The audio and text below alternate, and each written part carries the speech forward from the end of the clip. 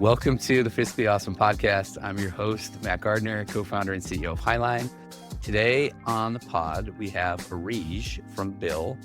Ariege is their Senior Vice President and GM of Accounts Payable, Accounts Receivable, and of the entire Accountant Channel. So we've got a lot of cool stuff to talk about related to AI and the work that Bill is doing to empower firms like Hiline. And I'm super pumped just to get into it.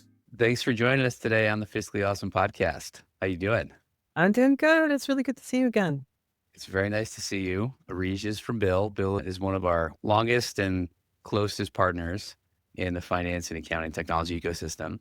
And Ariege, I know you're working on a whole bunch of cool stuff at Bill right now. And there's been a lot of stuff in the press that Renee's been talking about. But I think maybe we can just start with who you are, how long you've been with Bill, what you do, what you've done in your career, and what excites you about the work you're doing now. Yeah, for sure. So, Matt, I'm not an accounting professional. I'm a product person by craft. I've built my career in service to accounting professionals and the small and mid-sized businesses that they serve. I've worked on payroll and accounting and practice management, reconciliation, web and phone applications. I've built multiple portals for accounting professionals to manage and serve their clients. I've worked on tax products. And really what's tied all those things together is an attraction that I have to serve and to serve my community, which is what I feel like I'm doing when I build experiences that give small and mid-sized businesses an edge. And I know that the accounting professional community shares that mission with me. You put serving your customers and enabling their success above everything else. And you mentioned that I'm at Bill. I've been at Bill for about a year. I'm the GM of the #1 AP solution in the country. And working to ensure that we're super well positioned to give our customers and the accounting professionals who serve them an edge. Love it. And I love that you said that I'm not an accountant. I don't think I even qualify as an accountant anymore, to be totally honest. I was good at it once upon a time, but I think I've lost my touch and I don't need to do it because I got a lot of great accountants on the team. Yeah. But I love the product thing. I think is really important. And we talk about that at Hiline too. Like the technology and the service layer is becoming so closely stitched together, not just in our industry, but everywhere. And some level of product level thinking, I think, is now being required from everybody moving forward. It's like a new thing. It's not how they teach you to do the accounting thing in school, but I don't know that you can separate it anymore. So I think for the role is my point. Well, thank you. That's very kind of you to say. I totally agree, by the way. It's so interesting because I've always, throughout my career, observed that accounting professionals, even though they have this bad rap of being slow to adopt technology, like I have never seen that. I've never seen that. But there are some bleeding edge firms, and I think Hiline is one of them, that don't just see technology as a tool, but they see it as a competitive advantage. And I think that's the way the profession is going. 100%. I've said it a few times on this podcast and elsewhere. I think if you really want to succeed as a finance and accounting professional 5 years from now, there's a couple things that you got to do really well. You're going to have to understand systems and data and start to think about your financial systems as databases because they are, and how to leverage all of the AI across all those tools, plus your own internal data set to empower you to do the work with a maximum production efficiency and leverage that for the greater good of being able to become a good financial storyteller and advisor to your clients. And if you package it all the right way, I think it can be done at a really compelling price point for everybody where the firms can win and it becomes a really affordable, high value service for all the SMBs out there. And it's finally becoming really possible to realize the vision that we've had for the company for a very long time because of all the work you guys are doing, amongst others. Well, yeah, it's funny because underlying that is something that I firmly believe, which is that the Fortune 5 million should have all the tools that the Fortune 500 have, and that's, I think, how we tip the odds in their favor. And the role of the accounting professional in that can't be understated. Yeah. So I've heard Renee saying this recently. So I'm assuming this is a Bill mantra now, right? Let's talk about the Fortune 500 versus the Fortune 5 million and what that means for Bill and how you think about bridging the gap from the 500 everybody knows to the 5 million that are out there that have the same needs, but just are a little bit less scale and may not have all those options available to them or don't think they do historically. Yeah. I mean, for me, it's about democratizing the resources that enable success, like full stop. It's about giving the same power and precision and outcomes that the Fortune 500 take for granted by deleting back office friction so that teams can scale capacity without scaling headcount. these huge companies, they can buy their way out of those friction points, you know what I mean, with tools and with people. But small businesses and mid-sized businesses, they got to face these trade-offs. So digitizing a manual workflow, I feel, is not the same as deleting it. And that's the bar that we're setting ourselves up for, especially as we lean into AI. Yeah. And so what's interesting about the Fortune 500 is, I mean, we're talking about 100 people for them is the same as one person for a small business in terms of resources, right? So like you have a much bigger opportunity to miss with 100 than you do with one. So it's hard. That's why the product level thinking and thinking about how this all fits together becomes so important for a small business, because they have to be so cautious about how they allocate resources and dollars. And I think it's incumbent upon us and Bill and other technology companies to figure out, like, how do we package something that's really easy to understand, it's easy to see the value, and it just works. And it just makes it easier to do business for them. You know what's so interesting about what you're saying, Matt, is you're kind of highlighting something for me, which I've thought about, but I hadn't put words to. And that's that, I've worked at companies with tens of thousands of employees, right? Like these huge companies, they're almost disadvantaged because of the number of people that they have operationally. To steer everybody in the same direction is a massive undertaking. And you're kind Yeah. of putting words to that, right? There is an advantage to being smaller. And there's like a nimbleness that you have. But because you're constrained on resources, you have to make sure that while you're nimble because you're small, you give people the power that they need through tools and other resources that will enable them to scale their impact. 100%. And I think the advantage is being small and building right now is awesome, Yeah. because you don't necessarily need 1,000 people anymore to do some of the same things. But if you start with 1,000, it's really tough to unwind that. Wow. And I think it's a really interesting time to be building, because you can really start to capture market share from some of those bigger players Yeah. with a lot less time and a lot less investment than you So, previously could. and one challenge in doing that is just the financial management friction. You know what I mean? That emerges. Just like one example of the ways that you need to enable your team to scale as you're operating with that flexibility. Yeah. For the Fortune 5 million, what do you typically see as the friction points that they're experiencing that are maybe a little smaller, but like still the same friction points that you see in some of the larger companies too? I mean, I guess the two biggest ones for me are compliance and coding, and maybe I'll get like super specific. Okay. On the compliance front, it's just a huge time sink. And when it comes to tax compliance, one of the things that we learned is that 90% of leaders had shared with us that collecting W-9s is the most painful part of tax reporting. And the process to collect W-9s alone, it steals like a weeks each year from growing Right. companies, right? And coding blows my mind. Taking something physical and making a digital version of it, that's what I think about as coding. It's just wild to me. The way I think about it is there was this like manual workflow at some point. It required paper.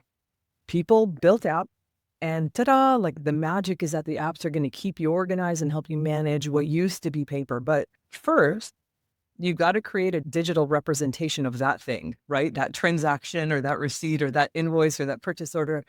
And doing that, that's work. That's a work that the apps created. Yep. And in order to help you automate, that's why they created it. It's to help you automate, but it's still work that's been created. And at the end of the day, in my mind, this is about capacity constraints forcing constant trade-offs, because the work that you do around compliance and coding is examples that takes time and attention away from serving customers or building the business.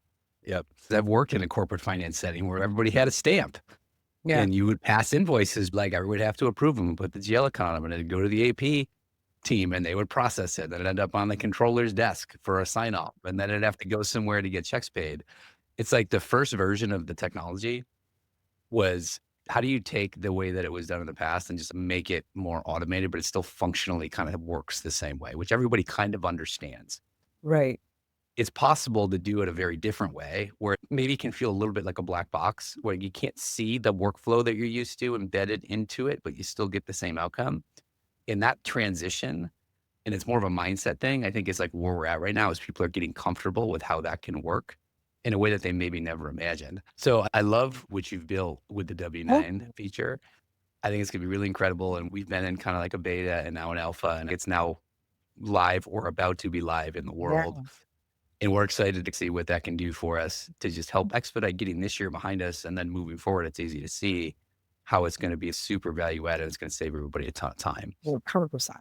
So let's talk about how AI agents are kind of changing the game, right? AI is still buzzy to most people. Yeah. And I think most people still don't know how to visualize or label what AI is, what an agent is, how should I think about it?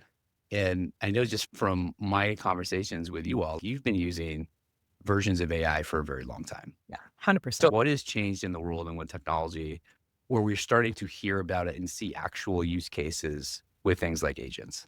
Yeah. So you said it really well a second ago, which is there used to be a manual way to do things, a paper pushing way of getting things done. It was dissatisfying for everybody. It was error prone. And then became applications. Applications digitized it, and good applications automated it. So it was the same workflow, but there was some automation to get some of that work done. And the opportunity I see with agents is not to automate work, but to eliminate it.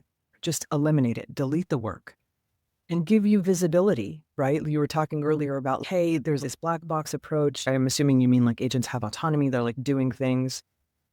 Some places might create a black box. I think the ones that do it well will provide you a tremendous amount of transparency and control if you want it. Yeah. But still, the goal is to eliminate the work. Yep.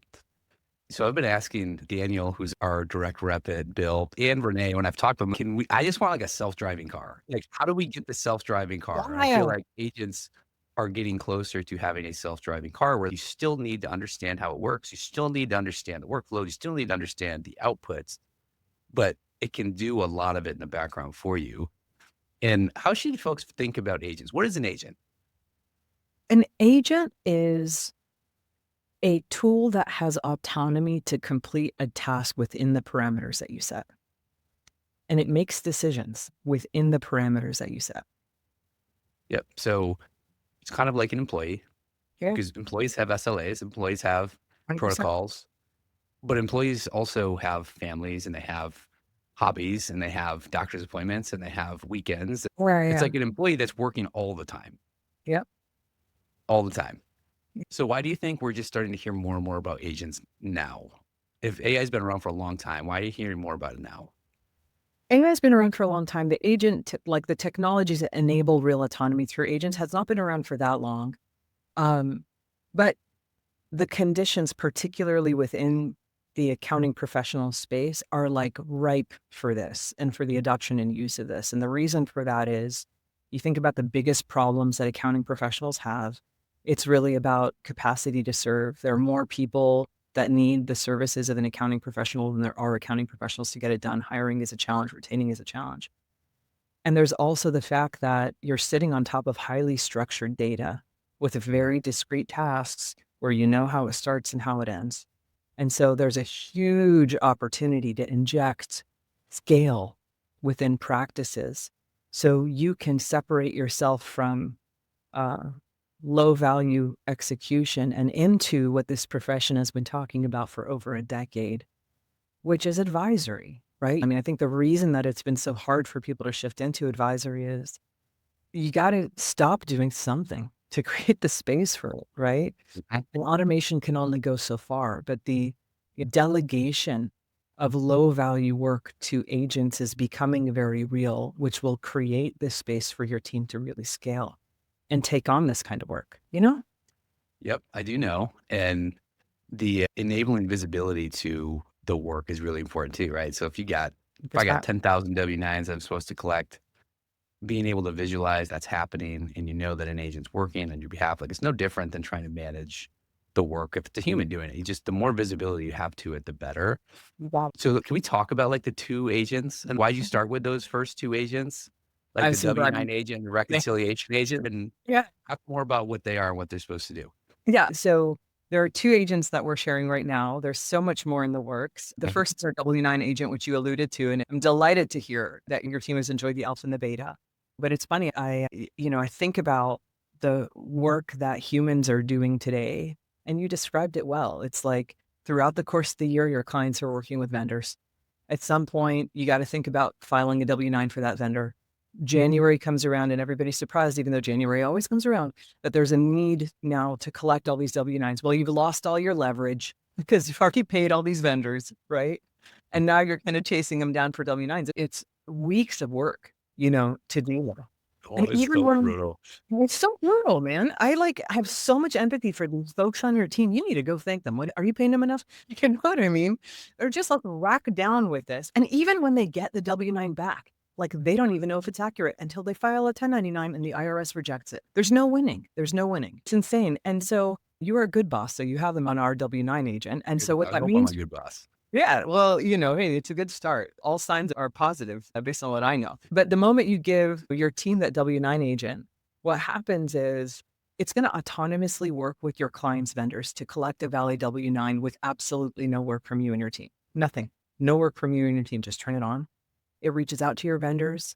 It answers your vendor's question. Hey, I don't think I should get a 1099. No, you should because of this reason, right? It gives them the form. It offers them guidance. It validates the W-9. It tracks every step of that collection process in a really tight audit trail. You could see at any stage where we've been successful at collecting the W-9s, where we're having trouble. You see every point of contact for every client and every vendor. You could intervene if you so choose, but you don't have to. And like I said, it pre-validates that W-9. So it's actually improving on the workflow that used to be done by a person. Yep. So it's performing work on your behalf. It's completely eliminating the workflow and it's improving on the workflow that we've eliminated. One of the things that we're seeing is that we've eliminated 80% of the steps that were done manually. And Mhm. we see potential for this agent to collect over 3 million W-9s for our customers. And I think that'll save them something like 650 hours of work. So, look, firm leaders, partners, owners, don't have your teams chase paperwork, right? Get that time back, spend it on your client relationships, spend it on creating more value for your clients. That's the W-9 agent. We'll go into the reconciliation agent first because I Well, want to talk about that first. I want to talk about W-9 and it together, I think, yeah, for with sure. reflections. Yeah. We also have the expense reconciliation agent, which is now functionality that exists against our bill divvy card application. And we talked earlier about coding. This agent does exactly that. It automatically codes and reconciles receipts. And since rollout, we've seen a 533% increase in fully AI coded transactions at 92% accuracy. And we're on track to serve 40,000 businesses by the end of the year. I mean, it's a major reduction in manual expense reconciliation. And there's so much more on the horizon, Matt. An expansion of the reconciliation agent to AP, touchless client onboarding, assistance that eliminates all pre-processing of a bill altogether. There's so much more in the pipe. But yeah, I know you had a question that you were That's going no, to. that's both of those are so you touched on the team, right? So thank your team. Make sure your team like knows you appreciate that because this is like gritty, hard, It's a monotonous work and it's required oh, for our business and for a lot of companies that are trying to build businesses like Hiline, the talent is a differentiator. And you want to go get the best talent because you want your clients to have access to a talent pool and expertise that they can't get anywhere else. But if you're bringing in top talent and if they're because you can't have infinite layers of resources inside a company like Highline, right? They find themselves, even though they're top tier talent, like they're still down in the trenches doing some of this work because it still needs to be done. And the more and more we can eliminate that from them, I think the more people in the profession are going to enjoy their day to day and their job and their career because the stuff that needs to be done is now being done by technology. And they can truly finally spend their time and their talent working with clients to help them build better businesses every day. And that's a huge deal, really huge deal. Because otherwise, you need to create hierarchy and layers, and that slows you down. that's so interesting. Matt, I always learn when I talk to you. So you're I just make this stuff up as I go. we just make it up as you go. All of you. Yeah. I've always thought about the competitive advantage it gives firms in relation to their clients, but I hadn't really thought about the use of technology and the elimination of workflow as a retention lever. You know what I mean? Yeah. That's the hardest. I mean, at times, I think we've pitched the vision for what we're trying to do, but we haven't been able to fully live up to the promise. And a lot of the feedback we hear from our team, they're struggling with some of the day-to-day work and how to balance like clients need FaceTime with me, but I have all this other stuff to do behind the scenes. And it's really one of the trickiest parts of trying to scale and build a company in this profession right now. It makes so much sense, and that ties so well to a question you asked me earlier, which is, so why did we start with these 2? We started there because this is terribly painful, low value work that is very high stakes. We're Yep. working on lots of things in parallel, but the other reason is you were a part of this conversation over the summer. One of the reasons I really love working at Bill is because they mean it when they say accountants are our best partners, and there's so many ways that they show that. And one is the depth of connection they have with the community and the importance and priority they place on the input and feedback that we get from accounting professionals. Over the summer, I was sitting down with you and many other peers of yours to share kind of our AI strategy and vision as just one way that we get input and feedback to guide our strategy and our roadmap. And one of the things I heard really loud and clear was like, hey, there's a lot of really cool stuff you plan on doing. Don't forget about the day-to-day painful work of coding, as an example. We got Mhm. that feedback. And, Bill, we really pride ourselves on listening and adapting to the needs of our customers. And we did that. Like, that was just 2 months ago. And we not only took the feedback and made the adjustments, we were working on coding, but we significantly accelerated that work. And we built that capability. And we did that in such a way that we could leverage it across many more places on the platform. So receipts is just the first example of automated coding and coding through agents. W9, on the other hand, it's just like ripe for transformation for all the reasons we talked about. It's wild to me that nobody has touched this process. There has been no innovation here. And I just saw an opportunity for Bill to be the first in the world to completely eliminate this super painful workflow. Well done. And I look forward to seeing what's on the roadmap ahead. Wow. I think it's great. And I'm excited to see the velocity at which you're able to kind of ship new features and kind of help eliminate more and more of the work over time. So that's the technology side, but then there's also the human side of AI. And you started talking about this a little bit in terms of how this can finally enable folks to spend time actually advising their clients. But I think it's still not super well understood, like the use case for AI in a lot of places. Like people still get nervous. Oh, it's going to replace my job. And I don't necessarily think that's true. I think it's going to help. I can speak to like our profession. I think what it's going to do is enable 10x finance and accounting professionals. 100%. But you need to lean in to the notion that maybe some of what you've built your career equity on historically is going to be changed. The way it gets done is going to be changed, and you're not going to have fingers on the keyboard. It's the same way you did in the past. And that's a good thing. And it does now unlock you to set a higher bar and expectation for yourself in terms of the value you can create. So you want to go a little bit deeper on how you're thinking about all of these features, like unlocking capacity to drive more value-added services for accounting firms? Yeah, for sure. I'll just start by saying I try to say this as often as I can because there's a lot of fear mongering out there, and there are companies that like exist because they believe in the opportunity to automate out this profession. I've never believed this. I do not think it's possible. I have seen the resilience for this community. And like I said, the passion for really tipping the odds in favor of your clients. And I think that is a superpower that this profession has that will protect it. And I hear from you and others that there's more work to do than people to do it. Capacity is the biggest problem for firms, and there's more demand for your services today than ever, and just fewer people to deliver it. So I totally agree with you, which is that this is going to free them because I know that accounting professionals aspire to advise, and you got to be able to create the space to do that. And by the way, I believe for many years that advisory for accounts has got to include tech advisory too, right? So this is an opportunity to both expand to advisory in the traditional sense and also leverage technology as a competitive advantage, because as you create the space through tech, through these agents to do different and more strategic work, you're also creating an advantage that you should market, right? Yeah. To your point, not everybody's figured this out yet. Yeah. And the part of it is advisory. It's like that could mean so many things, right? Yeah. What it means to a mid-market company is very different than what it means to a small business.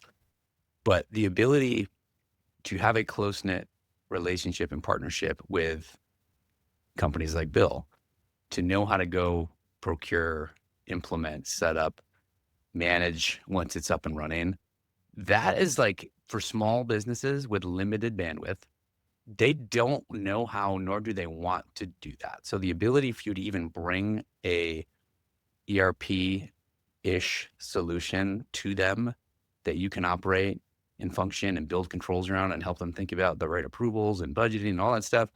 That's advisory, in my opinion. That is one of the most meaningful first steps you can take with a small business is get their back office set up so it's just easier for them to do this. It just requires headspace and some thought and dedication to supporting them and making the right decisions and enabling them to actually get there. And I think it's like really in reach for a lot of folks, but advisory scares people too. Yep. You just got to trust you know what you're doing and your clients trust you and you know this better than they do. And you just got to be able to give the time to them consistently to do it. The other thing too, context switching is a thing. Yeah. So like if you have 10, 15, 20, 25, 30 clients, whatever the model is for a business, if you're context switching between all these manual tasks and things and email communications from clients, and then you have a big advisory meeting and you're like helping them with some cash flow planning, that is like so difficult for people to jump back and forth between. So the more you can cut out from the bottom, the easier it is for folks to see how this can be possible too. Love that. Okay. So amongst other things, you also lead Bill's accountant channel. So what does that mean? That sounds like a big job. Oh, yeah. It's my favorite part of the job. Uh, Ultimately, at the end of the day, what it means is that I need to make sure that this company is so connected to the community that their needs, both for themselves and for firms, and also for their clients, are deeply understood at every corner of this company and that we're working to address it, right? And working in service to your client's success. It's also for me, so there's the accountant work and the accountant strategy, and then there's the kind of core offering. I don't see them as two different jobs, even if I didn't officially have the role as the GM of the accountant channel. The way that I get good at my other job, which is to lead our AP business, is through understanding the needs of accountants and their clients. This is your professional tool, and you care about it. And I can rely on the community to help me understand where we're serving your clients well and where we aren't, which helps me grow my TAM and SAM, not just for clients of accountants, but for the business as a whole. So it's, the connection I have to the community truly is mission based. It's not channel based. Because even if I didn't have that portion of my title, I believe that this connection is necessary for me to continue to build on a world-class AP solution. And that's why it's perfect product role. I mean, your product's being informed by all of the insights you're gathering from the accountants out there in the world. And the reality is the accounting channel is just really important for this industry, whether bills going through the accounting channel or they're going B2B. Usually, I'm assuming how this works is like the small business can be like, hey, accountant, like, what do you think about this tool? What do you think about that tool? So getting buy-in from the accounting profession is super important because it just eliminates the friction. So I totally understand why the two things are so important to be done in concert. So fun question. So were you like, I want the accounting channel? Was it like you were excited to take it on when? Yeah. I mean, I don't know that I would be here if it wasn't a core part. Like number one is just fundamentally the belief in the community. I've worked in many places. Like there are companies that believe that the role of software is to eliminate not just work, but job functions. I'm just fundamentally misaligned to that belief. I've worked with Renee before. Actually, my first job out of college was answering phone calls for a payroll company called PayCycle, which was Renee's baby way back Oh, in I the day. didn't know that. It was super cool. And then I left that place, worked in other roles in different places, and then came back to Renee very recently. And a big reason for that is I know that like he is from and for this community. You know what I mean? And like me, we're very like-minded in our faith and belief in the community and the fact that we share that mission.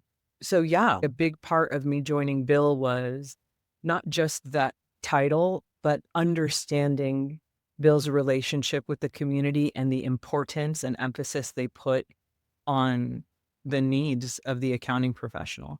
And you see that in the way that folks are treated, like in the relationships they have with their account managers and the way that we leverage accounting professionals for alphas and our betas, to make sure that we're testing really deep. There's so many ways that the connection with the community is in Bill's DNA. And it's for all of that was definitely like a heavy weight on the scale of my decision about whether or not to join. Very cool. Yeah. I love that. I did not know that you worked for Renee Yeah. for the original payroll company. It's very Yeah. cool. All right. So let's look ahead a little bit. Yeah. So Talk to me about the democratization of financial intelligence, like fast forward 3 to 5 years. Yeah. Like, what does a truly empowered AI first business look like, in your opinion? Knowing that can't guarantee the speed at which we're going to get there, but what's a plausible endpoint? Maybe the way that I'll answer that question is through the lens of how might a firm evolve? I guess in my mind, the way that I think about this is like the value proposition of the firm itself is going to change. Like if today a trigger for a small business is, oh shoot, I have to file a tax return, or oh no, I got a notice from the IRS, I better go look for professional help. That's like very small businesses might start their venture into working with accountants in that way. I think in the future, the entry point, the value proposition is going to be like, gosh, I know there's a better way to do this. I know there's a better way to work, but I don't understand what that looks like. It's tech advisory, it's implementation, it's customizing the utility of these tools for specific business needs. Um, Monitoring that work, adjusting the needs, and layering in your irreplaceable expertise to coach and guide on business performance. That's what it looks like for me. And the enablement of that is touchless transactions, it's instant compliance. And for these small and mid-sized businesses, through your guidance, I think it'll enable them to scale their capacity. I mean, it really is about giving them the tools of the Fortune 500. So that's how I think about it. We're like kindred spirits. Oh, I see yeah. it the exact same way. I don't know if we're a year away, 3 years away, 5 years away. A lot's got to come together at one time, but I think that is where the industry is going. What advice would you give to a small business owner that's ready, for whatever reason, ready to start their journey? There are two things I might suggest. The first is it can be really intimidating.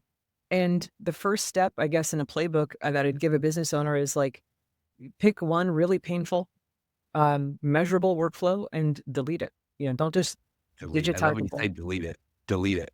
Delete it, right? Look for the tool that's going to enable you to delete it and just start small. The second is there are folks out there that have done this for businesses like yours. Seek their counsel. Call Hiline. Yeah. Call Hiline. We'll connect you with Bill. We'll all do the thing together. Just well. No, I think you got my wheels spinning just with some of your responses. So we may have to have a follow-up discussion Yeah. about this. We'll have to have you back on as your roadmap gets a little bit farther along and delivered to the world. But maybe we can wrap it up with some fun. That's How's it. it sound? You want to do a little rapid fire round? Go. All right. I love this concept of delete. I'm going to actually take that to our team. But what's one finance task you delete forever if you could today?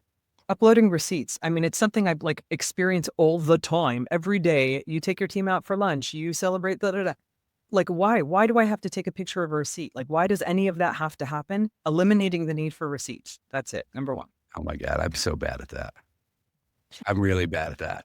Our head of finance, Morgan, I probably drive her nuts, but I'm really bad. It should be easy, but it's just annoying. I agree It's with you. not I wish that would go away forever.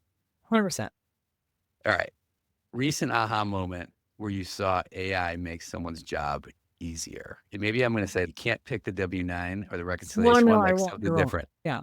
I'll give you, how about my job? Something that's made my job easier. I have a 5-year-old and a 2-year-old. And my 5-year-old loves stories, and she loves reading stories and watching shows or whatever her favorite, she's into Gabby Dollhouse or whatever it is. And she loves telling stories. Like she'll sit down and spin a narrative. And if I'm cooking dinner, I don't always have the space to be like, okay, let me listen to this full story. And so one of the things that I've started doing is I've had her narrate her story to ChatGPT, and then I'll use ChatGPT to convert it to a video game and then compile and play that video game with her later after dinner.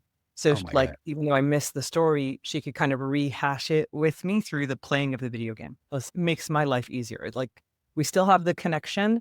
She feels heard in the moment. You know what I mean? She's like putting her energy somewhere. So, and I get to cook dinner and still be present How for do the you kids. do that? I mean, now I feel like now I'm behind. How do you actually play the game? Oh, like Chat GPT will try it. Just go try it right now. Like you Did you do can, it? hey, create a video game for me that does blah, blah, blah, blah, blah, blah, blah. And then it'll write the code and compile it and you could run it right there. Yeah, it's great. You run it right there. Right, Okay. right. Well, I'm going to be like a hero when I get home tonight. So this Yeah, is yeah. awesome. Winning. All right. Last one. Biggest misconception people have about AI and accounting. Or AI is going to replace accounting. I just don't see that fundamentally. Like, there's nothing about this that I see. I do not see that happening. Yep. I agree with you 100%. I think that it is going to be super interesting to kind of see how things unfold in our industry and in yours, supporting the accounting industry. But it's just like a massive market, and there is so much opportunity for Yeah. folks out there right now. Okay. What else? What didn't we cover? I feel like we covered everything. I think we might have, Matt. Okay. So we do have some Bill blog posts out there that people can check out if they want to learn more about the agents Ariege talked about today. But if they want to connect with you, find more about Bill and what you're building, where can they find you? I mean, You'll Bill's find me website, everything posted on there. You can get all the details. It's on get all the LinkedIn. details. Yeah. Okay. All right. That sounds good. Well, Ariege, this has been so cool. And I am going to be father of the year when I go home and build a video game for my kids Oh, later today. So what that video game is could be anything. And when I see you next time, I'll tell you what they came up with, but you can share it with me when you do it. I'd love to see it. I'll Send share it the over. prompt with you. But so nice having you on. And thank you for all the work that you and Bill are doing to support our business and our team and everything we're trying to do for our clients every day. And yeah, we had Such a a lot of fun. Yeah, I had a good time, man. Thank you. All right. Ariege, talk to you soon. I'll see you probably in Washington, be in DC next month. Yeah, I will. Yeah. See you in DC. So we'll catch up for coffee or a beer, perhaps. But thanks again. Have a good rest of the day. All right. All right. See ya.